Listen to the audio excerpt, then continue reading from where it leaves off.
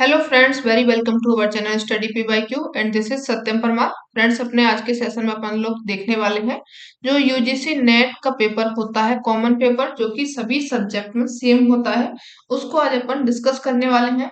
इसके एक दो पेपर सभी अपन लोगों ने सॉल्व किए हुए हैं, वो आपको मिल जाएंगे इसी चैनल पर। कंप्लीट जो आपके 50 क्वेश्चंस होते हैं उन सभी का आपको डिटेल में सॉल्व मिल जाएगा। आज अपन देखेंगे जो आपका दिसंबर 2020 एवं जून 2021 में पेपर हुआ था, इसको देखेंगे। टोटल इसमें यूनिट होती है 10, 5-5 नंबर के क्वेश्चन, इसमें 5-5 क्वेश्चन आते हैं, इनको देखेंगे। ठीक है। और अगर आप चैनल पर नए हैं तो आप इसको सब्सक्राइब कर लेंगे, एंड अगर पुराने हैं और इस पर चैनल पर हमेशा से बने हुए हैं तो इसको आप शेयर कर देंगे। ठीक है। चलिए पहला अपना शुरू करते हैं। क्वेश्चन डीआई सॉल्व करेंगे जिसमें कि 5 क्वेश्चन आते हैं टोटल। इनको अपन लोग सॉल्व करेंगे। ठीक है। सॉल्व करने से पहले 1 मिनट आप पढ़िए क्वेश्चन को। क्वेश्चन को पढ़ना बहुत जरूरी है। चलिए, पहला क्वेश्चन इसमें कह रहा है, ये आपका डीआई दिया गया है। डीआई में टोटल स्टूडेंट जो बीटेक के हैं 120 हैं, एमटेक के 30 हैं, एमफिल के यहाँ पे 20 स्टूडेंट दिए गए हैं, जो एमबीए है के हैं उसमें 60 दिए गए हैं। ठीक है। ये टोटल स्टूडेंट्स हैं और ये उनका एडमिशन है जो कि हुआ है 2016 में। कितने हुए हैं? 2017 में, 18 में, 19 में, 20 में। 5 साल किसका में दिया गया है? टोटल कितने हैं? 5 साल का दिया गया है। ठीक है। चलिए अब अपना ये देखिए सॉल्व करते हैं। पहला क्वेश्चन इसमें ये कह रहा है कि वर्ष 2016 से लेकर के 2020 में बीटेक में औसत जो रिक्त सीटें हैं इनकी यहाँ पे संख्या पूछी गई है। औसत यानी कि जो आपकी 5 साल में जितने अभ्यर्थी हैं जो कि उपस्थित नहीं रहे हैं, अनुपस्थित रहे, आए नहीं है, मतलब कि उनकी सीटें जो खाली रह चुकी हैं उनका देखना है। अब इनका निकालेंगे कैसे? तो टोटल कितनी सीटें थी बीटेक में? 120 सीटें थी। एडमिशन कितने ने लिया? 96 ने लिया। तो अब अपन क्या करेंगे, इसका 120 में से माइनस कर देंगे 96 को। आएगा टोटल इसका 120 में से अगर आप 96 माइनस करेंगे तो टोटल इसका आएगा 24 आएगा। ठीक है। प्लस प्लस करेंगे क्योंकि इनका औसत पूछा गया है। 110 स्टूडेंट ने लिया है 2017 में, 120 में से 110 का सीटें फुल हो चुकी हैं, 10 सीटें खाली रह गई थी। 10 प्लस इनका ऐसे इनको माइनस करेंगे 120 में से 108 को तो 12 आएंगे। 12 प्लस इसमें माइनस करेंगे 120 में से 112 को तो 8 आएंगे। और जो आपके 104 माइनस करेंगे 120 में से तो 16 आएंगे। कितने आएंगे? 16 आएंगे।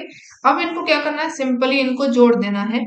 जोड़ करके टोटल जो संख्या प्राप्त होगी आप लोगों को 70 होगी। और डिवाइड करना है आप लोगों को कितने से? 1 2 3 4 5। टोटल कितने ईयर हैं? 5 हैं, तो डिवाइड इसमें 5 का करना है क्योंकि अपन लोगों से पूछा गया है एवरेज यानी कि औसत पूछा गया है। तो इसका जो आंसर आ जाएगा कितना होगा? 14। ठीक है। इसका एवरेज कितना आएगा? 14 आएगा। ए ऑप्शन आपका यहाँ पे सही हो जाएगा। इसको आप टिक कर लेंगे। काफी इजी है। चलिए नेक्स्ट देखते हैं। यहाँ पे सेकंड क्वेश्चन यहाँ पे ये कह रहा है कि 2017 यानी कि 2016 से 2017 तक किस पाठ्यक्रम में भर्ती जो विद्यार्थी थे उनकी परसेंटेज हाईएस्ट रही थी। 2016 से और 2017 में पूछा गया है, सभी के बारे में पूछा गया है। तो अब इसमें अपन लोग क्या करेंगे कि 100 जो 96 बच्चे हैं, सॉरी 96 बच्चों का एडमिशन हुआ है कितने पर? 120 पर। ये बीटेक में हुआ है। आगे आगे 24 में दिया गया है। तो आप इनको क्या करेंगे? पहले कर लेंगे इनका माइनस। माइनस करेंगे 14। 14 का एडमिशन कितने पर हुआ है? इन परसेंटेज में निकालना है। 100 करेंगे, बर्थडे के कर देंगे, टोटल कितने हैं? 96 है। 96 आंसर इसका आएगा 14.5%। आगे दिया गया है इसमें 2016 का निकाल रहे हैं अभी पहले अपन लोग, तो 30 में से 24 निकालेंगे, यहाँ पे माइनस करेंगे तो यहाँ पे इनका माइनस हो जाएगा। अच्छा सॉरी 30 नहीं, यहाँ पे 24 में से 26 माइनस, 26 में से 24 माइनस करेंगे तो 2 आएगा। 2 बट्टे बट्टे के यहाँ पे आ जाएंगे 24, सॉरी यहाँ पे 24 आ जाएंगे और इंटू के 100 होगा तो आएगा यहाँ पे कितना? 8.3%। ठीक है। और ऐसे ही यहाँ पे माइनस करना है अपन लोगों को। 14 में से 12 गए तो भी आपके कितने बचे? 2 बचे। 2/12 इंटू 100 करेंगे तो आपका आंसर कितना आएगा यहाँ पे? 16.6% आएगा। और आगे यहाँ पे पूछा गया है पाठ्यक्रम में भर्ती विद्यार्थियों की उच्चतम परसेंटेज यहाँ पे पूछी गई है। हाईएस्ट जो परसेंटेज है वो कहाँ पे मिलेगी, ये पूछा गया है। आगे बढ़िए, नेक्स्ट है इसमें आपका जो 52 है, 57 में से 52 गए तो 5/52 इंटू 100। ठीक है, तो जो आपका हाईएस्ट परसेंटेज हो जाएगा वो 16.6 है। ये आपको कहाँ पे दिया गया है, यानी कि ये किसका हो जाएगा, एमफिल का हो जाएगा। सी ऑप्शन इसमें आपका सही हो जाएगा। ठीक है, एमफिल का सबसे ज्यादा है, कितना आया था उसका, 16.6% आया था। चलिए आगे बढ़ते हैं, नेक्स्ट देखिए। नेक्स्ट है इसमें आपका 2016 से लेकर के 2020 के दौरान एमटेक और एमबीए इनके औसत में रिक्त सीटों का अंतर पूछा गया है। पहले तो आप रिक्त सीटें कितनी है इनको निकालेंगे, फिर उनको प्लस कर माइनस करके इनका अंतर पता लगाना है, औसत निकालना है। तो चलिए निकाल लेते हैं। यहाँ पे ये आपकी सीटें दी गई हैं एमटेक एवं एमबीए का दिया गया है। ठीक है, चलिए एमटेक में जो सीटें खाली रह गई थी उनको देखिए। टोटल 30 सीटें हैं, 2016 से 2020 का पूछा गया है। 30 में से 24 यानी कि 6 प्लस, यहाँ पे 30 में से माइनस करेंगे 26 को तो 4 प्लस 5 प्लस 2 प्लस 3 हो जाएगा। ठीक है, टोटल इनका कितना आया, 20 आएगा। 6 और 4 10 और 5 15 और 5 20, 20/5 इजिकल टू 4 आ गया। ये किसका आ गया, अपना एमटेक का आ गया।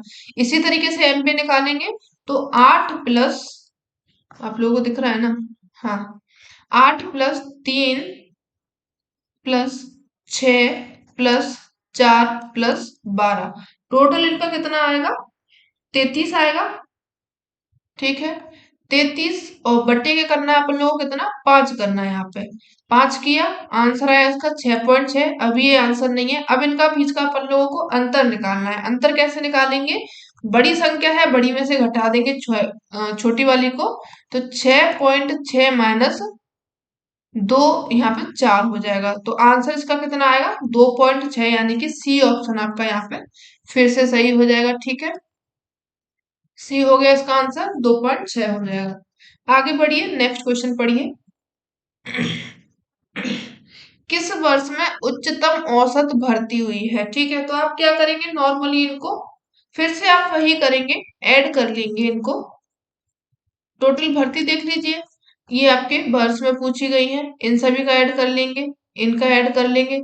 जहां पे संख्या ज्यादा आए उन्हीं का परसेंटेज ज्यादा होगा। तो आपका जो संख्या 112 है, 28 है, 15 है, यहाँ पे 56 है, बड़ी बड़ी संख्या यहीं पे दिख रही है। तो जो आपका परसेंटेज ज्यादा आएगा वो कौन सी संख्या में आएगा, 2019 में आएगा। सी ऑप्शन फिर से सही हो जाएगा। ठीक है, चलिए आगे बढ़ते हैं। नेक्स्ट देखते हैं, किस वर्ष में रिक्त सीटें जो रही थी न्यूनतम रही थी। अब आपको सभी के लिए निकालनी है। इनमें कौन कौन से दिए गए हैं, 2016 दिया गया, 17 दिया गया, 18 एवं 19, 20 का नहीं निकालना है। तो अब इनमें टोटल कर लेंगे, टोटल जो करेंगे रिक्त सीटों का करेंगे। करिए फटाफट से इनका टोटल। देखिए 2016 19 तक का दिया गया है, तो कौन से साल में पूछा गया है, तो पहले इनका कर लीजिए। 12, 12 नहीं, यहाँ पे सॉरी, 120 में से 96 गए तो 24 आएगा। ठीक है, 24 प्लस 30 में से 24 गए तो यहाँ पे 6 बचेंगे, 20 में से 12 जाएंगे तो 8 बचेंगे, 60 में से 52 जाएंगे तो 8 बचेंगे। टोटल इनका आ गया 30 और 8 8 16, 46 हो जाएगा इनका टोटल। ठीक है, आगे इनका देख लीजिए, यहाँ पे 10 बचे, 10 के बाद में 30 में से 26 जाएंगे तो यहाँ पे 4 बचेंगे, 20 में से 14 जाएंगे तो 6 बचेंगे, और 60 में से 57 जाएंगे तो 3 बचेंगे। 10 और 4 14, 6 और 3 9, 14 और 26 और 3 23। आगे बढ़िए, इनका पूछा गया है 108 दिया गया है, यहाँ पे माइनस करिए इनको, 120 में से 108 गए तो 12 हो गए, 12 प्लस 5 प्लस 7 प्लस 6, इनको ऐड करिए, 12 5 17, ये आपका ज्यादा हो रहा है इससे, इसको काट दीजिए। आगे बढ़िए, 2019 का दिया गया है यहाँ पे 112 में 20 में से यहाँ पे गए तो 8 बचे। 8 के बाद में यहाँ पे 2 बचे, ठीक है। 2 के बाद में यहाँ पे बचे 5 प्लस यहाँ पे बचे 4। 8 और 2 10, 10 और 9 19। अब इसमें पूछा क्या गया है वो देखिए आप। पूछा गया है यहाँ पे कि किस वर्ष में रिक्त सीटें न्यूनतम रही थी। तो न्यूनतम आपका जो आंसर आ रहा है वो किस में आ रहा है, सबसे कम संख्या 19 आ रही है, जो कि 2019 वाले भाग में आ रही है। यहीं पर सबसे ज्यादा हाईएस्ट रही थी जो परसेंटेज रही थी एडमिशन की। तो यहाँ पे आपका ऑप्शन जो सही होगा वो कौन सा हो जाएगा, डी ऑप्शन 2019 आपका सही ऑप्शन हो जाएगा, ठीक है। ये होगी आपकी डीआई सॉल्व। इसी तरीके की डीआई सॉल्व करने को आती है, कभी कभी थोड़ी सी टफ भी हो जाती है, कोई दिक्कत नहीं है, वो भी सॉल्व करेंगे। चलिए अब आगे बढ़ते हैं। यहाँ पे दिया गया है कि जो सार्थक शाब्दिक अधिगम है उसके सिद्धांत का प्रतिपादन किसने किया था। याद रखिएगा इसका जो आंसर है वर्बल लर्निंग के लिए जो सार्थक शाब्दिक अधिगम थ्योरी है इसका प्रतिपादन किया था डेविड आसुबेल के द्वारा, ठीक है। इनके क्वेश्चन इस बार जो आपका एग्जाम हुआ था दिसंबर में, इसमें कई बार पूछा गया है। देखिए इसका जो सार्थक शाब्दिक अधिगम है इसके सिद्धांत का प्रतिपादन किया था डेविड आसुबेल ने। इस सिद्धांत यानी कि इस तथ्य को संदर्भित करता है कि किसी भी प्रकार अधिगमकर्ता जो होता है, पढ़ाने वाला होता है, वो सार्थक शाब्दिक विषय वस्तु सामग्री सामग्री से कितना सीख सकता है, यानी कि एक जो अच्छी सामग्री वो बनाता है उससे वह कितना सीख सकता है। आगे पढ़ते हैं, नेक्स्ट क्वेश्चन देखिए।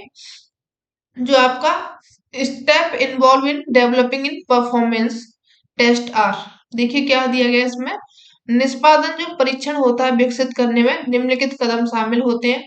प्रेक्षण या फिर निर्धारण करना, प्रपत्र विकसित करना। आगे ये कह रहा है इनका आप लोगों को क्रम लगाना है। नहीं, इसमें एक मिनट क्वेश्चन पढ़ने दीजिए। कौन कौन से कदम शामिल है ये पूछा गया है।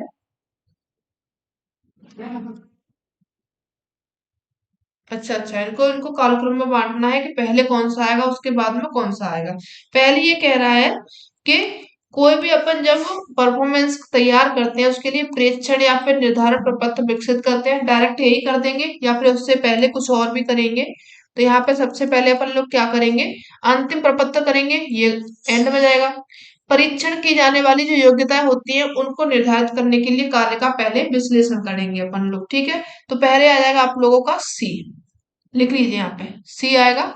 सी के बाद में एक प्रशासनिक फॉर्मेट विकसित करेंगे या फिर एक प्रकार की कार्य प्रतिचयन योजना विकसित करेंगे। तो यहाँ पे क्या होगा, पहले फिर उसके बाद में अपन लोगों ने क्या कर लिया, योग्यता को निर्धारण कर लिया, विश्लेषण कर लिया उसका। अब करेंगे जो प्रेक्षण है उसका निर्धारण, एक विकसित प्रपत्र तैयार करेंगे। क्या करेंगे, जो प्रेक्षण है, एक मिनट इसको छोटा कर लेते थोड़ा सा आप लोगों को दिखेगा। हाँ, जो प्रेक्षण है इसका निर्धारण प्रपत्र विकसित करेंगे। बी हो जाए, ए हो जाएगा आपके बाद में, सी के बाद में ए हो गया, ठीक है। अब ये विकसित हो गया, अब इसके बाद में क्या करेंगे, यहाँ पर हम एक प्रकार की कार्य बनाएंगे यानी कि प्रतिचयन योजना विकसित करेंगे। सी के बाद में ए हो गया, ए के बाद में यहाँ पे अपन लोग ई लगाएंगे। अब उसके बाद में एक अंतिम प्रपत्र विकसित करने के परीक्षण मदों होंगे, यानी कि अब यहाँ पे क्या करेंगे, पहले एक प्रशासनिक फॉर्मेट विकसित करेंगे, फिर उसके बाद में सबसे एंड में क्या करेंगे, अंतिम प्रपत्र विकसित करेंगे, उससे पूर्व परीक्षण मंदों को आजमाएंगे। तो आपका जो ऑप्शन सही हो जाएगा सी ए, उसके बाद में आप लोगों का ई आएगा, नहीं सी ए डी आएगा, बी, यानी कि बी ऑप्शन आपका यहाँ पे ये सही हो जाएगा। देख लीजिए कोई भी आप जब निष्पादन परीक्षण विकसित करते हैं उसमें क्या क्या आप लोग करके चलते हैं। सबसे पहले परीक्षण की जाने वाली जो योग्यता होती है उनका सबसे पहले निर्धारण करते हैं, फिर उसका विश्लेषण करते हैं, कार्य विश्लेषण होता है उसका। उसके बाद में प्रेक्षण करते हैं, निर्धारण करते हैं, प्रपत्र वहां पे विकसित किया जाता है। फिर उसके बाद में एक प्रकार की कार्य योजना बनाई जाती है, प्रति चयन यानी कि जो सैंपलिंग होती है उनका डेटा कहाँ से लेना है ये किया जाता है, योजना एक तैयार की जाती है। फिर उसको एक प्रशासनिक फॉर्मेट में विकसित करते हैं। एंड में क्या करते हैं, अपना अंतिम प्रपत्र विकसित करने से पहले पूर्व जो परीक्षण होते हैं मंदों को आजमाते हैं, सही है या नहीं है, गलत है, इनमें कोई त्रुटि तो नहीं है, ये सब अपन इसमें देखते हैं, ठीक है। आगे बढ़िए, नेक्स्ट क्वेश्चन पढ़िए यहाँ पे। कथन एक कह रहा है यहाँ पे कि जो संज्ञानात्मक विकास है, पियाजे के चरणों के अनुसार पूर्व सक्रियात्मक चरण के दौरान बालक जो भाषा सीखता है और वस्तुओं को दर्शाने के लिए प्रतीकों का प्रयोग करना वो आरंभ कर देता है। ये किसमें बता रहा है? संज्ञानात्मक विकास के बारे में बता रहा है। ठीक है, दूसरा जो कथन कह रहा है ये कि इसमें जो संज्ञानात्मक विकास है, पियाजे के चरणों के अनुसार औपचारिक सक्रियात्मक चरण के दौरान बालक प्रतिवर्ष इंद्रियां एवं जो पर्यावरण है उनमें गति क्रिया के माध्यम से सीखता है। तो आपका ये जो सेकंड ऑप्शन है ये गलत हो जाएगा, पहला ऑप्शन इसमें आपका सही हो जाएगा। देख लीजिए इसमें जो ऑप्शन आपका सही हो रहा है वो सी हो जाएगा। ठीक है, व्याख्या देख लीजिए यहाँ पे। ये जो इसने कहा है जो संज्ञानात्मक विकास है पियाजे के चरणों के अनुसार संवेदी प्रक्रियात्मक चरण के दौरान बालक जो है प्रतिवर्त इंद्रिया एवं पर्यावरण के गति क्रिया के माध्यम से सीखता है। ये प्रकार जो हो जाएगा कथन सेकंड गलत हो जाएगा और फर्स्ट जो है वो आपका सही हो जाएगा। नेक्स्ट क्वेश्चन देखिए यहाँ पे आप लोगों का, राष्ट्रीय ज्ञान आयोग के मुख्य आदेशों को क्षेत्रों के सही सेट को पहचानना है। जो राष्ट्रीय ज्ञान आयोग है उसमें क्या क्या रखा गया था? पहुंचती, अवधारणाती, प्रधान, अनुप्रयोग एवं सेवाएं। तो यहाँ पर जो आपका ऑप्शन सही हो जाएगा इसके अनुसार, उनके साथ में असेस होनी चाहिए, पहुंच होनी चाहिए। ठीक है, पहुंच के बाद में यहाँ पे क्या होना चाहिए?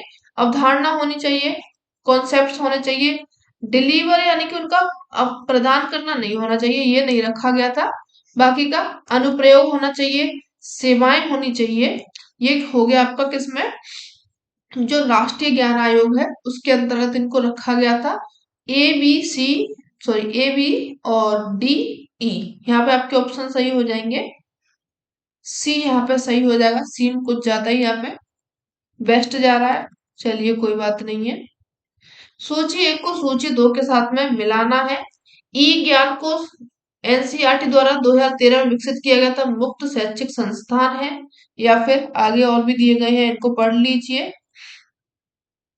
ई पाठशाला और जो आपके NROER है ये क्या है, NDL क्या है। तो चलिए इनको पढ़ लीजिए। जो आपके ई यहाँ पे क्या दिया था, ई ज्ञान कोश है, ज्ञान कोश में रखा गया है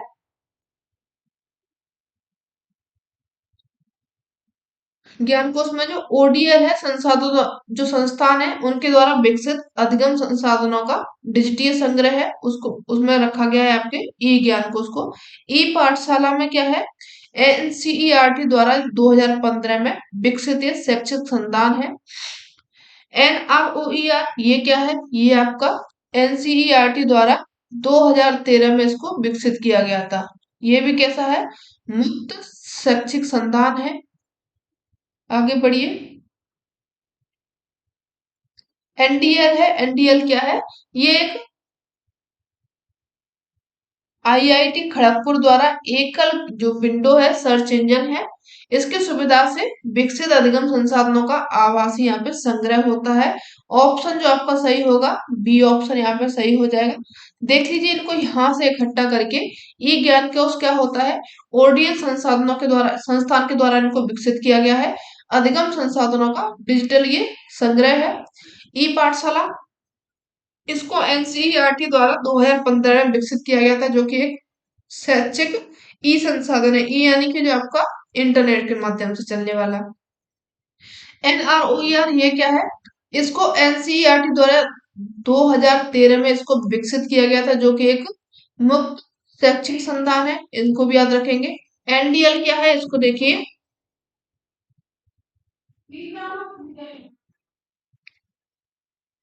NDL जो है IIT खड़गपुर द्वारा एकल विंडो सर्च इंजन है, सुविधा के साथ में इसको विकसित किया जाता है और अधिगम संसाधनों का यहाँ पे आभासी संग्रह होता है। ठीक है,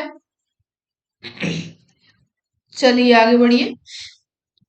रूपावली यानी कि जो पैराडाइम, इसकी अवधारणा किससे जुड़ी हुई है? कार्ल पेपर से, RA फिशर से, या फिर आपके इमरे लक्टो से, या फिर TS कोहन से। तो ये जो पैराडाइम शिफ्ट है इसकी अवधारणा दी थी TS कोहन के द्वारा। डी ऑप्शन इसमें आपका ये सही हो जाएगा। ठीक है, ज्योग्राफी वाले स्टूडेंट इनको आसानी से कर देंगे इस वाले क्वेश्चन को, क्योंकि उसमें ये दिया गया है। निम्नलिखित में से कौन सा सॉफ्टवेयर है जो कि गुणात्मक दत्त यानी कि डेटा का विश्लेषण के लिए है? सॉफ्टवेयर जो कि गुणात्मक क्वालिटेटिव के लिए पूछा गया है यहाँ पे। SPSS है या फिर R है, NVivo है या फिर यहाँ पे स्टार्टर है, यहाँ पे STA तो यहाँ पे जो हो जाएगा गुणात्मक दत्त का डेटा विश्लेषण के लिए होता है वो हो जाएगा यहाँ पे NVivo हो जाएगा। सी ऑप्शन यहाँ पे फिर से सही हो जाएगा। ठीक है, बधाई हो, सी कुछ ज्यादा ही यहाँ पे सही हो रहा है। चलिए आगे बढ़ते हैं। मात्रात्मक विधि शोध के विरुद्ध आपत्तियां निम्नलिखित में से मिश्रित हैं। मात्रात्मक में पूछा गया है, क्वांटिटेटिव में शोध के विरुद्ध जो आपत्तियां हैं इनको पूछा गया है। चलिए पढ़िए इसमें। जो मात्रात्मक गुणात्मक शोध है ज्ञान मीमांसा रूप से भिन्न होते हैं। ठीक है, ये सही कह रहा है। गुणात्मक शोध की तुलना में मात्रात्मक शोध बेहतर होता है, विश्वसनीय होता है, वैकल्पिक होता है। ये आप याद रखेंगे मात्रात्मक के बारे में। यहाँ पे जो आपका सही हो जाएगा वो ये आपका ये गलत हो जाएगा। आपत्तियां पूछी गई है ना, तो हाँ ये नहीं होगा, इसमें ए हो जाएगा। आगे कह रहा है जो मात्रात्मक और गुणात्मक शोध है इनके लक्ष्य भिन्न होते हैं, ये भी ठीक कहा गया है। आगे कह रहा है कि जो मात्रात्मक एवं गुणात्मक शोध है इनमें सत्य मीमांसीय पूर्व धारणाएं भिन्न हो सकती हैं। तो यहाँ पर आपका ये ऑप्शन भी ठीक कहा गया है, भिन्न होता है, अलग होता है। ये मात्रात्मक और जो गुणात्मक शोध होते हैं रूपावली के अनुसार अधूरा दिया गया है इसको। चलिए कोई दिक्कत नहीं है। तो यहाँ पे जो आपका ऑप्शन सही होगा वो फिर से सी सही हो जाएगा। ACD ऑप्शन यहाँ पे आपका सही हो जाएगा। ठीक है,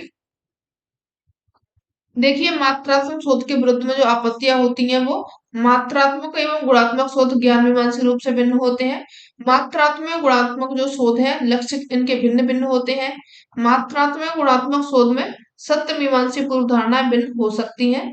मात्रात्मक और जो गुणात्मक शोध है वर्तमान रूप से कैसे हो सकते हैं, असंगत हो सकते हैं। चलिए आगे बढ़ते हैं। नेक्स्ट क्वेश्चन देखिए यहाँ पे।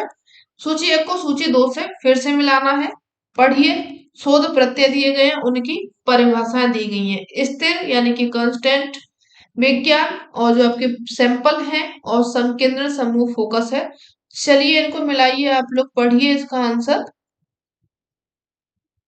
पहला जो आपका स्थिर कंटेस्ट है यानी कि साक्षात्कार एक विधि है जिसमें अनेक प्रतिभागी सुपरिभाषित विज्ञान विषय पर प्रश्न पूछे जाने वाले पर बल देते हैं। तो ये बात कर रहा है आप लोगों किसकी, संकेंद्र समूह यानी ग्रुप पर ये कर रहा है। साक्षात्कार की एक विधि होती है जो कि सामने बैठ जाते हो और प्रश्न सामने से ये लोग पूछते हैं। स्थिर कंटेंट यानी कि एक गुण जो भिन्न घटनाओं के संबंध में अपरिवर्तित यानी कि अपरिवर्तित है। इसमें आप शब्द को फोकस करके चलेंगे तभी अपन लोग क्या होता है पेपर को सॉल्व कर पाते हैं। कोई एक ही अक्षर क्या करता है अपन लोग का पेपर सॉल्व करवा देता है। ए का यहाँ पे आप लोग थर्ड लगा देंगे। विज्ञान, विज्ञान में क्या होता है, सिमोटिक्स में जो संकेत विज्ञान होते हैं समग्र एक खंड जिसे के शोध के लिए चुना गया होता है। यहाँ पे जो दस्तावेज होते हैं तथा अन्य घटनाएं इनकी एक विश्लेषण पद्धति होती है। तो जो आपका विज्ञान होता है यहाँ पे दस्तावेज होते हैं एवं उनकी जो अन्य घटनाएं होती हैं उनकी एक विश्लेषण पद्धति होती है। सैंपल में क्या होता है, सैंपल जो होता है इसमें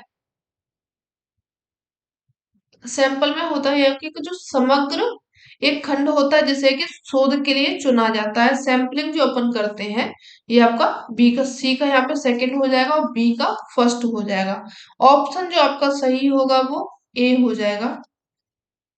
ठीक है, देख लीजिए इसको फिर से। स्थिर कंटेस्ट यानी कि इसमें क्या होगा, एक गुण जो कि भिन्न घटनाओं के संबंध में अपरिवर्तित रहता है। संकेत विज्ञान क्या होता है, दस्तावेज तथा जो अन्य घटनाएं होती हैं उनकी एक विश्लेषण पद्धति होती है। सिम्योटिक्स यानी कि जो प्रतिदर्श सैंपल होता है समग्र का एक खंड होता है जिसे कि शोध के लिए चुना गया होता है। संकेंद्रण जो समूह होता है यानी कि फोकस ग्रुप होता है उसमें क्या होता है साक्षात्कार की एक विधि होती है, इंटरव्यू टाइप का जो होता है, और जिसमें अनेक प्रतिभागी जो होते हैं सुपरिभाषित विषय पर प्रश्न पूछे जाने पर बल देते हैं। ये आपका संकेंद्रण हो गया। ठीक है, चलिए आगे बढ़ते हैं।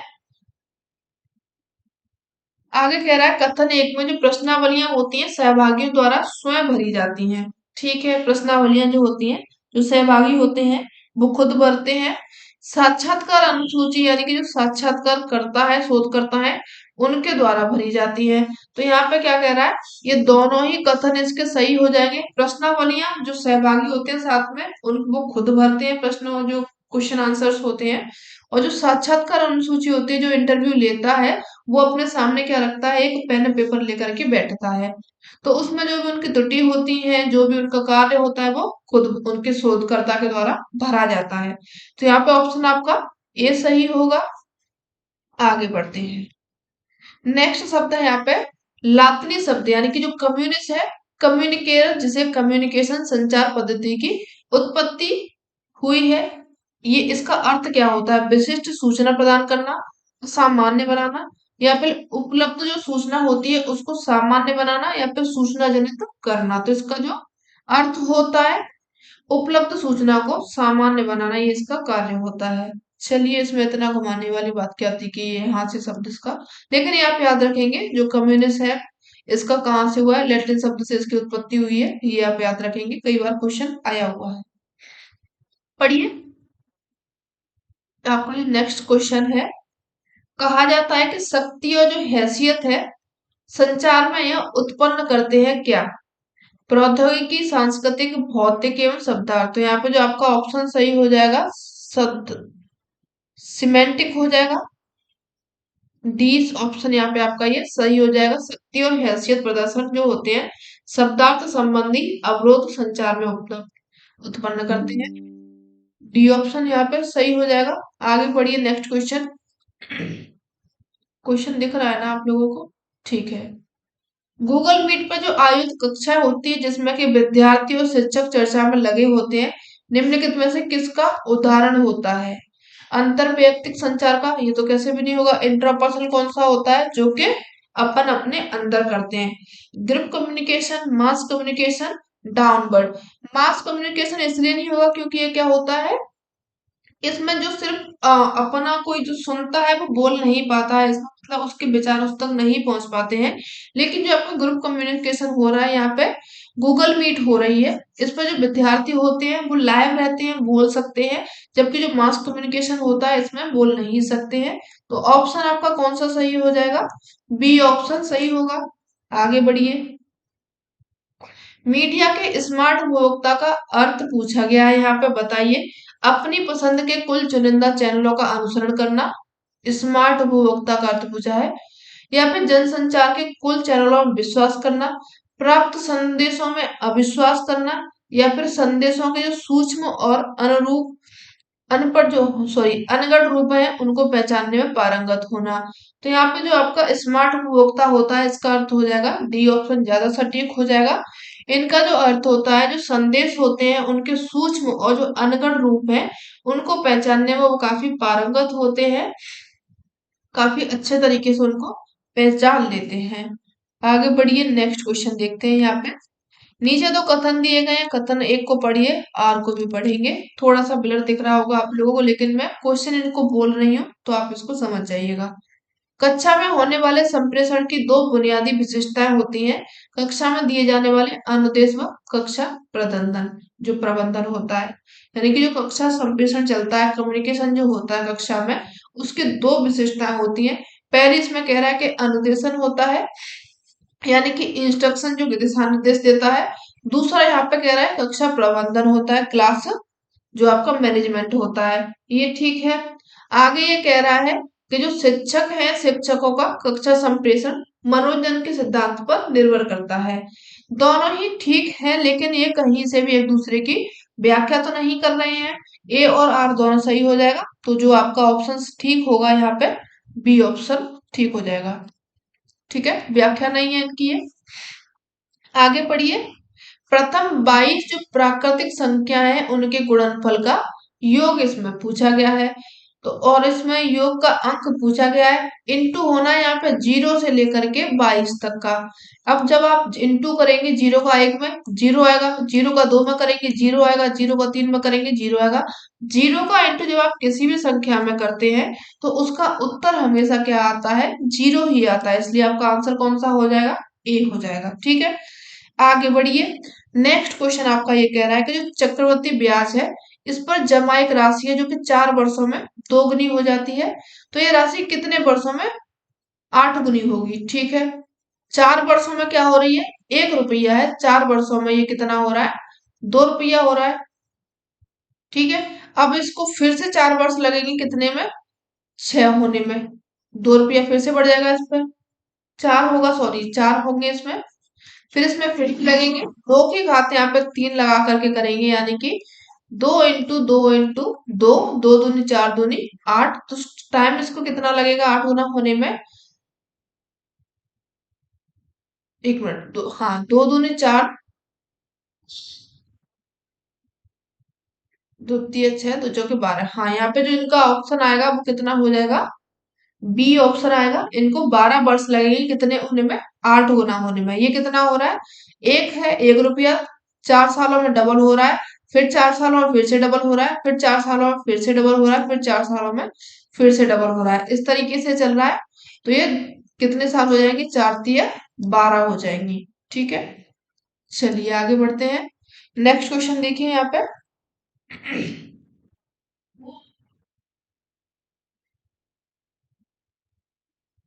पहला क्वेश्चन देखिए, निम्नलिखित कथनों पर विचार करना है।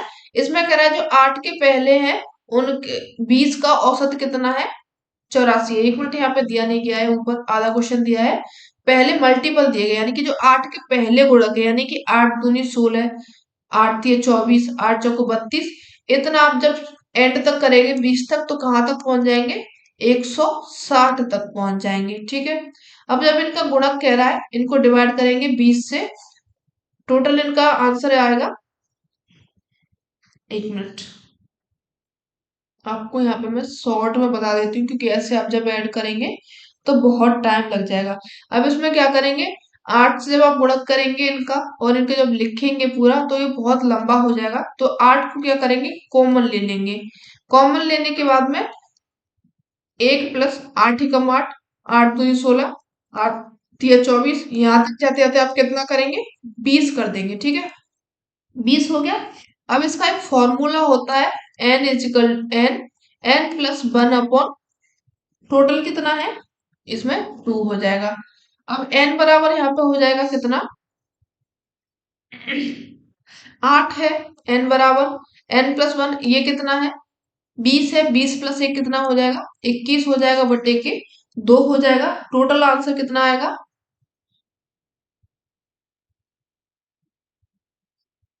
1 मिनट, हाँ सॉरी, यहाँ पे n बराबर कितना होगा, 20 होगा। हाँ, n n+1/2 हो गया। अब n बराबर यहाँ पे है 20, 20 और यहाँ पे हो गया 20+1 यहाँ पे 21 हो जाएगा, बटे के 2 हो जाएंगे। ठीक है, अब इनको जब आप ऐड करेंगे, 20 कट जाएगा यहाँ पे, 2 से 10 बार कट गया, ये 10 हो गया, और यहाँ पे 21 है। तो 10 × 21 कितना हो जाएगा, 210 हो जाएगा। ठीक है, 210 हो गया। अब क्या करना है अपन लोगों को, 210 का निकालना है। तो 210 यानी कि अपन लोगों ने जो 8 पहले कॉमन ले लिया था, अब इसको इंटू कर देंगे 8 से 210 को, क्योंकि टोटल इनका जो 20 पहले के औसत है उनका करना है, बटे के कर देंगे फिर से कितना, 20। ठीक है, ये कट गया, 8 एकम 8 हो जाएगा यहाँ पे, और 2 से कट जाएगा ये, 2 चौके 8 और 21 चौके 84। पहला आपका सही हो जाएगा। आगे बढ़िए, पहला सही है। दूसरा ये कह रहा है कि 100 से लेकर के 200 के बीच की जो 25 ऋण संख्याएं हैं, ये पूछ रहा है कि 25 तक कितनी है, 200 तक में 25 ऋण संख्या है। तो यहाँ पे आपका ऑप्शन गलत हो जाएगा। ठीक है, ए यहाँ पे ये सही है, बाकी का बी सी। और साथ में ये कह रहा है कि 10 धनात्मक संख्याएं हैं, यानी कि कोई भी आप 1 2 3 4 5 6 7 8 9 10 ले लेंगे। इनमें अगर x% है, यानी x संख्याएं है, और यदि प्रत्येक संख्या में 10 बढ़ाया जाए, यानी कि एक में आप एक बढ़ाएंगे तो 10% हो जाएगा, दो में आप एक बढ़ाएंगे तो 10%, यानी कि दो बढ़ेगा, फिर इनमें तीन में बढ़ाएंगे तो तीन बढ़ जाएगा। तो यानी कि आपका जो वृद्धि होगी वो 11% की नहीं होगी, 10% की होगी। अगर आप किसी भी संख्या में 10% बढ़ा रहे हैं, सिंपल संख्या है, तो वहां पे वृद्धि कितने की होनी है? 10 की होनी है। ठीक है, ये यहाँ पे दे रहा है कितना, 11 दे रहा है, तो ये आपका ऑप्शन गलत हो जाएगा, ये सभी गलत हो जाएंगे, ए सही हो जाएगा। आगे बढ़ते हैं।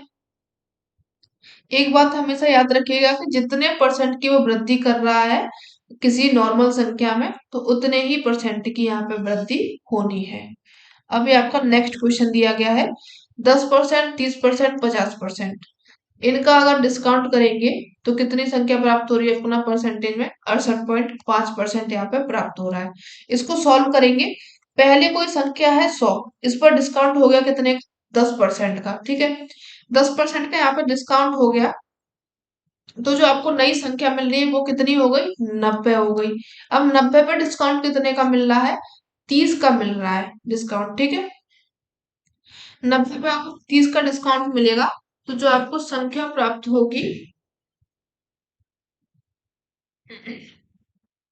वो कितनी होगी? यहाँ पे 63 होगी।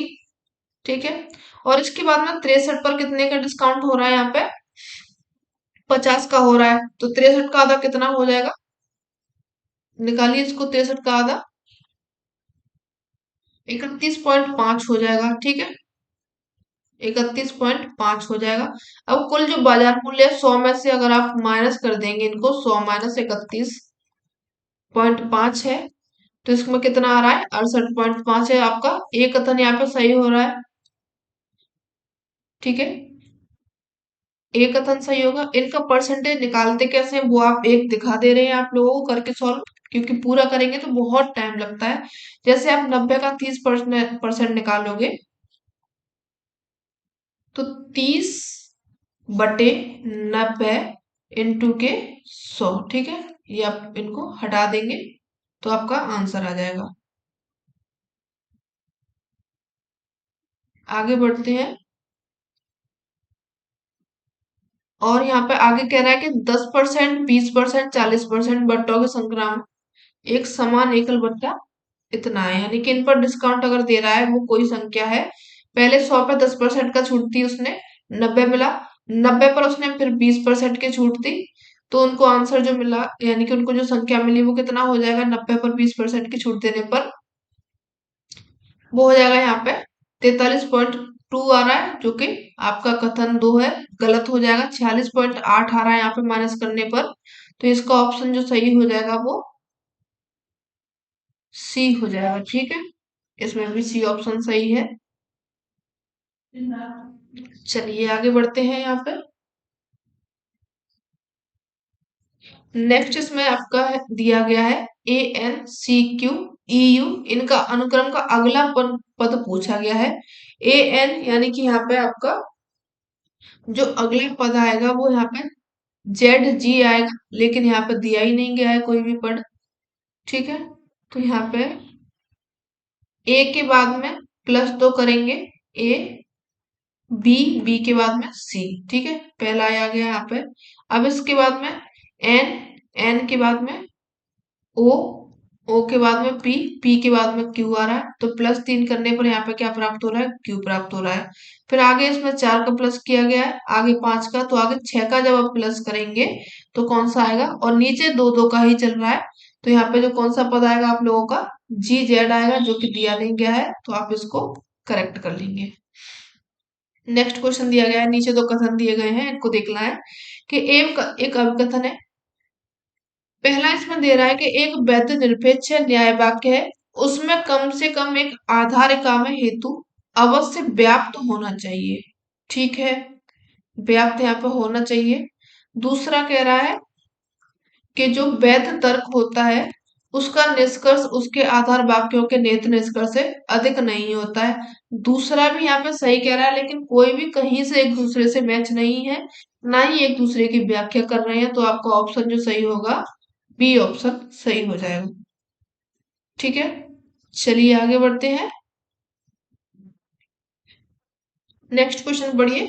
कथन दिए गए हैं, इनको अपन लोगों को सही बताना है कौन सा कथन सही है।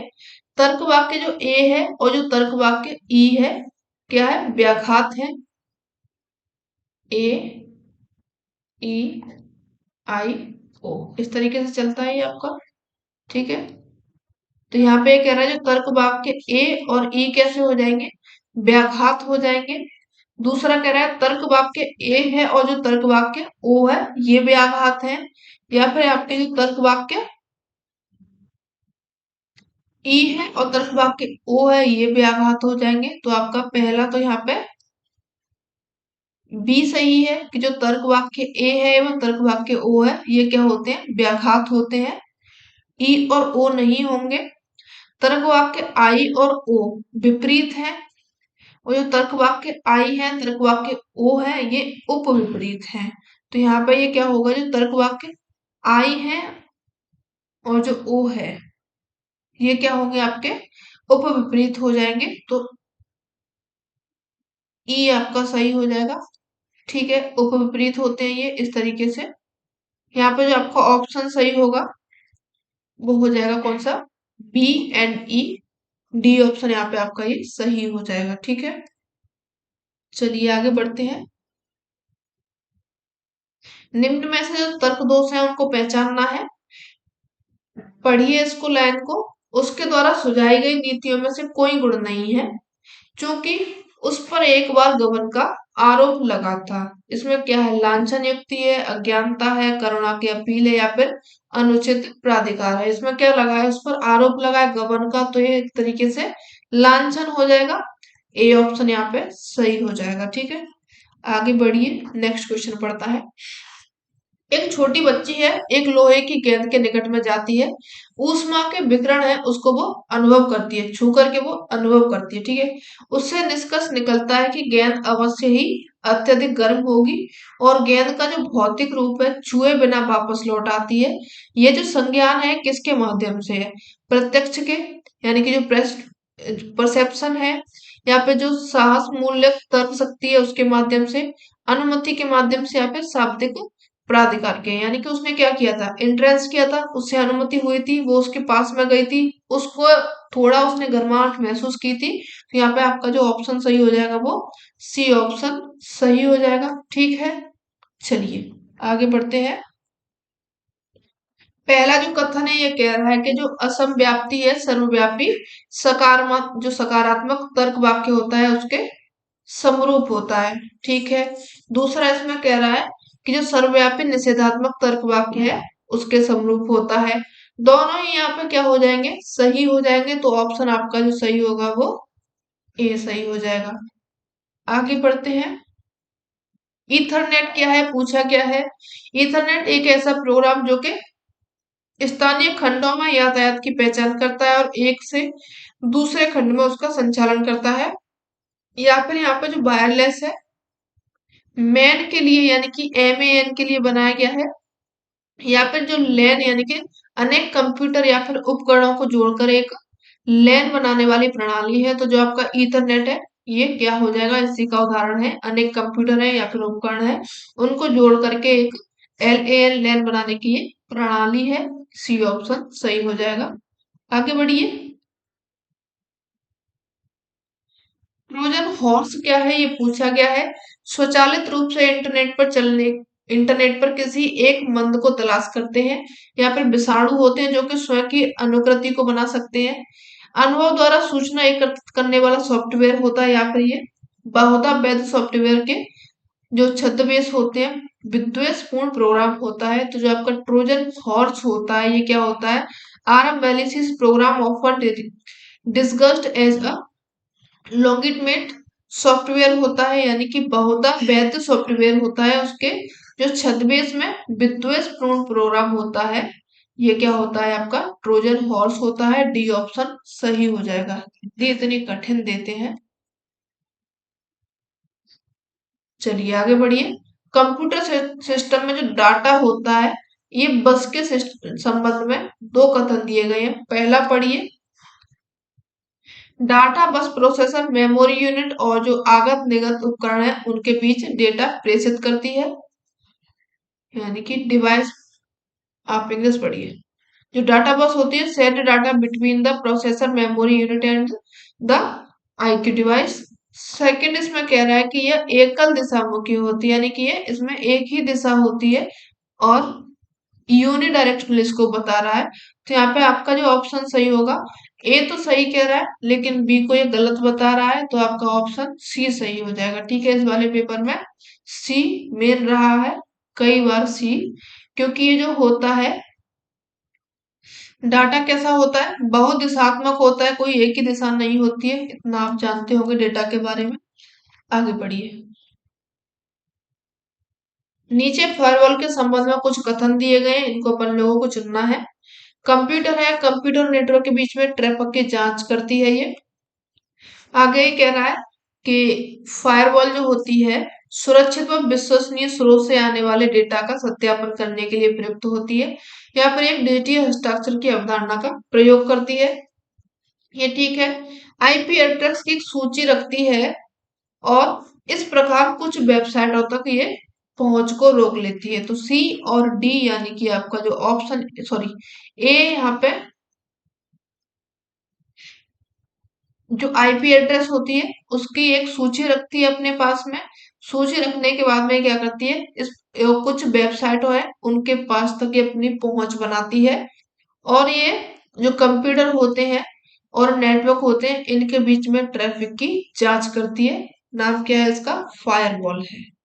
ठीक है, चलिए आगे बढ़ते हैं। पहला क्वेश्चन पढ़िए, इसमें पहला कह रही हूं मैं। सुरक्षा खतरा दिया गया है, अर्थ दिया गया है, पढ़िए। हैकिंग क्या है, फिशिंग क्या होती है, साइवेयर क्या होती है, स्पैम क्या होता है। पहला इसमें जो हैकिंग होता है वो क्या होता है, प्रयोक्ता के इनबॉक्स को अवांछित ईमेल से अवरुद्ध करता है। रचयिता के जो कुंजी पटल के द्वारा प्रविष्ट समस्त डाटा तक ये पहुंच बनाता है। पहचान कपट होता है। वैयक्तिक डाटा का अवैध प्रयोग होता है। हैकिंग में क्या होता है, जो आपका डेटा दिया जाता है उसमें इलीगल उसका यूज करते हैं लोग। फिशिंग जो होती है, फिशिंग जो आपकी क्या होती है, पहचान यानी कि आइडेंटिटी फ्रॉड होता है फिशिंग में।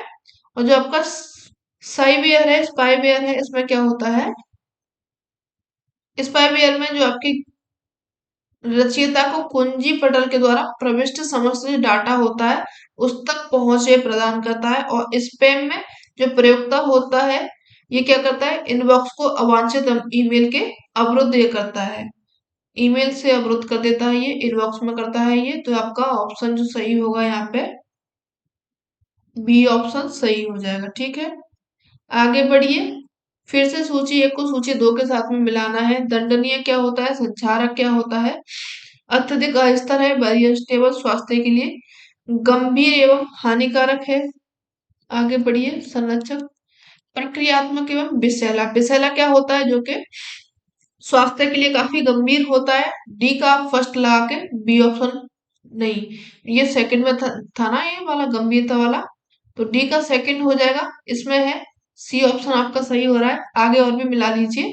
प्रक्रियात्मक क्या होता है, प्रक्रियात्मक जो होता है आप लोगों का अत्यधिक अस्थिर होता है, यानी कि स्थिर रहता है, ज्यादातर अस्थिर होता है। यहाँ पे आप थोड़ा ऊपर नीचे करना पड़ेगा। ऑप्शन उसका सी है, फिर से सी के साथ में जा रहा है, मेजोरिटी है सी को। दंडनीय क्या होता है, दहन जो धारण करने की योग्यता होती है। संचारक यानी कि एक पात्र होता है, कंटेनर होता है, उसको नष्ट करता है। प्रक्रियात्मक अत्यधिक अस्थिर होता है। विषैला यानी कि स्वास्थ्य के लिए गंभीर होता है। जब आप पेपर फर्स्ट सॉल्व करेंगे ना, उसमें आपके जितना भी माइंड है, जितना भी आपकी सारी क्रियाएं उनको खोल करके रखना पड़ेगा, तब पेपर फर्स्ट सॉल्व हो पाता है। पता नहीं कहाँ से क्या घुमाता है, समझने की शक्ति खत्म कर देता है। मल जल की जो कीचड़ है उसका वातावरण निरपेक्ष पाचन होता है। कैसा होता है, जैविक ठोस सामग्री के लिए प्रभावी होता है। इस क्रिया में अत्यधिक ऊर्जा ऊर्जा की आवश्यकता होती है। ये सही है यहाँ पे आप लोगों का। ठीक है।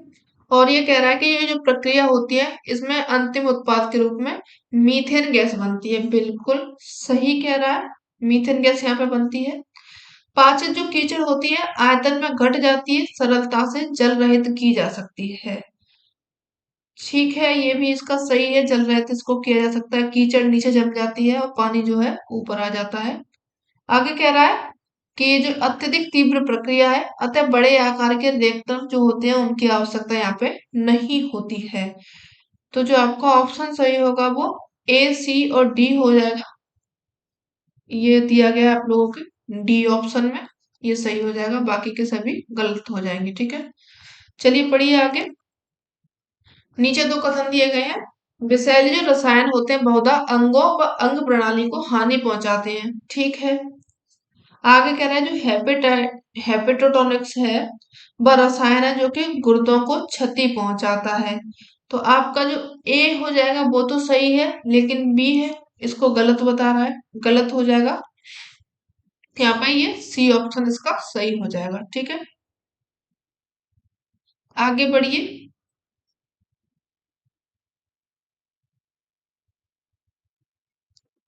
लक्ष्य दिए गए हैं जो आपके एमडीजी गोल्स है। तो गोल एक में क्या रखा गया था, प्राथमिक शिक्षा प्राप्त करना। ठीक है। गोल दो में रखा गया था हंगर मिटाना, यानी कि भूख को मिटाना। गोल तीन में रखा गया था लैंगिक समानता करना। और गोल चार में रखा गया था बाल मृत्यु दर को कम करना। ऑप्शन आपका जो सही हो जाएगा यहाँ पे ऑप्शन ए सही हो जाएगा। ठीक है।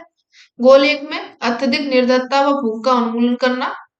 गोल दो में प्राथमिक शिक्षा का उत्पादन करना, लैंगिक समानता का संवर्धन करना और महिला सशक्तिकरण का बढ़ाना। और गोल चार में रखा गया था बाल मृत्यु दर को कम करना। ठीक है, आगे बढ़िए, पढ़िए नेक्स्ट क्वेश्चन। नीचे दो कथन दिए गए हैं, इनको पढ़ना है। पहला ये कह रहा है कि जो समुद्र तटीय क्षेत्र होते हैं उनको पवन ऊर्जा उत्पादन करने के लिए अत्यधिक संभावनाओं से परिपूर्ण क्षेत्र माना जाता है। बिल्कुल ये ठीक कह रहा है। आगे कह रहा है कि जो पवन ऊर्जा होती है उत्पादन में समुद्री जल का शीतलक होता है उसके रूप में प्रयोग किया जाता है। ए और आर दोनों ही सही हैं, लेकिन व्याख्या नहीं कर रहे हैं, कारण इसका ये नहीं बता रहा है, ये अलग बात कह रहा है, ये बात इसकी अलग है। तो यहाँ पे ऑप्शन जो आपका सही होगा वो बी सही होगा। ठीक है, चलिए आगे बढ़िए। नेक्स्ट क्वेश्चन है इसमें आपका प्राचीन बौद्ध शिक्षा प्रणाली में मठ में जो प्रवेश के बाद में विद्यार्थियों को समस्त भौतिक एवं पारिवारिक संबंधों का त्याग करना होता था। इसे निम्न में से क्या कहा जाता है, प्रवज्य, उपसंपदा, संवर्तन या फिर उपनयन। ये जो आपका कहा जाता है इसको प्रवज्य संस्कार इसको कहा जाता है। ए ऑप्शन इसमें सही हो जाएगा। देखिए आपको क्लियर नहीं दिख रहा होगा, लेकिन इसको मैं पढ़ के बता रही हूँ कंप्लीट, तो आप थोड़ा सा इसको एडजस्ट कर लेंगे। AICT here is not dealing with the maintenance of standard in which one of the following areas, यानी कि जो AICT है निम्नलिखित में से किस क्षेत्र में मानकों का अनुच्छेद में कार्य नहीं करती गई है। होटल प्रबंधन, नगर नियोजन में, फार्मेसी में या फिर नर्सिंग में। तो जो AICT है वो कार्य नहीं करती है किसमें, नर्सिंग में कार्य नहीं करती है। बाकी क्या आप होटल प्रबंधन है, नगर नियोजन है, फार्मेसी है, इन सभी में वो कार्य करती है। आगे पढ़ते हैं नेक्स्ट क्वेश्चन देखिए। कथन दिया गया है जो वुड डिस्पैच हुआ था सबसे पहले यह स्वीकार किया गया था कि सरकार को स्त्री शिक्षा के लिए निसंकोच हार्दिक समर्थन देना चाहिए और उसके विस्तार के लिए प्रभावी उपाय भी करने चाहिए। ठीक है। बालिका अभ्यर्थियों को मैट्रिक परीक्षा में भाग लेने के लिए अनुमानित जो सर्वप्रथम है कलकत्ता विश्वविद्यालय द्वारा दी गई थी। ये भी इसका सही ऑप्शन है। कथन एक कथन दो सही हो जाएंगे, तो आपका जो ऑप्शन यहाँ पे सही हो रहा है वो ए हो जाएगा। आगे बढ़िए, नेक्स्ट क्वेश्चन देखिए। एनईपी 2020 से ये क्वेश्चन पूछा गया है। एनईपी जो 2020 है उच्च शिक्षा को निम्न में से किस रूप में देखा गया है। पहला पढ़िए, मानवीय व सामाजिक कल्याण के संबंध में महत्वपूर्ण भूमिका का निर्वहन करता है। या फिर जो समाज है, समाज या फिर जो सार्वजनिक क्षेत्र है उसमें बिना किसी अंशदान के वैयक्तिक जो निष्पत्तियां हैं उनके लिए सहायक प्रणाली है। एक ऐसी प्रणाली है जिसमें कि, ठीक है, मानवीय और सामाजिक कल्याण है उसके संबंध में महत्वपूर्ण भूमिका निभाती है, ये सही हो जाएगा। फिर आपका एक ऐसी प्रणाली है जिसमें कि संज्ञानात्मक कौशल विकसित करने एवं जो अधिगम प्रमाण है उनको प्राप्त करने पर कम बल है, कम नहीं है इसका। आगे कह रहा है ये एक ऐसी प्रणाली है जिसमें कि विद्यालय पूर्व से उच्च शिक्षा तक अधिगम के प्रत्येक चरणों में समावेश के लिए कौशल व मूल्यों का सेट निर्धारित हो, ये भी इसमें कहा गया है। आगे कह रहा है कि ये एक ऐसी प्रणाली है जिसमें कि प्रस्तुत चुनौतियों का सामना करने के लिए जीर्णोद्धार को पुनः बल प्रदान करने की आवश्यकता कही गई है, तो आपका ये भी सही हो जाएगा। ए, डी एंड ई ऑप्शन आपके सही हो जाएंगे, तो डी यहाँ पे ये आपका सही हो जाएगा। ठीक है, चलिए आगे बढ़िए। लास्ट क्वेश्चन है, इसको कंप्लीट कर लीजिए। जो आपके लैंग्वेज है यानी कि सूची एक को सूची दो से मिलाना है। पढ़िए, जो केंद्रीय अंग्रेजी व विदेशी भाषा संस्थान है, ग्रामोदय विश्वविद्यालय है, केंद्रीय तिब्बती आयन जो अध्ययन संस्थान है, भारतीय विज्ञान संस्थान है, ये कहाँ कहाँ पे है इनका पूछा गया है। तो आपका पहला जो ऑप्शन हो जाएगा यहाँ पे केंद्रीय अंग्रेजी व विदेशी भाषा संस्थान हैदराबाद में है। ग्रामोदय जो विश्वविद्यालय है ये आपको मिलेगा धर्मशाला है, और सही धर्मशाला नहीं होगी ये, चित्रकूट में है। ठीक है, पहला हो जाएगा यहाँ पे हैदराबाद, दूसरे का हो जाएगा यहाँ पे चित्रकूट। केंद्रीय तिब्बती अध्ययन जो संस्थान है ये मिलेगा आप लोगों को कहाँ पे, धर्मशाला। और जो भारतीय विज्ञान संस्थान है ये बेंगलुरु में है। ऑप्शन जो आपका सही होगा वो फिर से सी सही होगा। ठीक है, सी ऑप्शन यहाँ पे सही होगा। आगे आपका 5 क्वेश्चन है जो कि इस पैराग्राफ से पूछे गए हैं, इसको आप पढ़ करके सॉल्व करने की कोशिश करेंगे। ये आप क्वेश्चन दिखा दे रहे हैं, इनके आप स्क्रीनशॉट ले सकते हैं, बैठ करके इनको शांति रूप से इनको सॉल्व करेंगे। ठीक है, हो गया इनके स्क्रीनशॉट, ऑप्शन हो गए।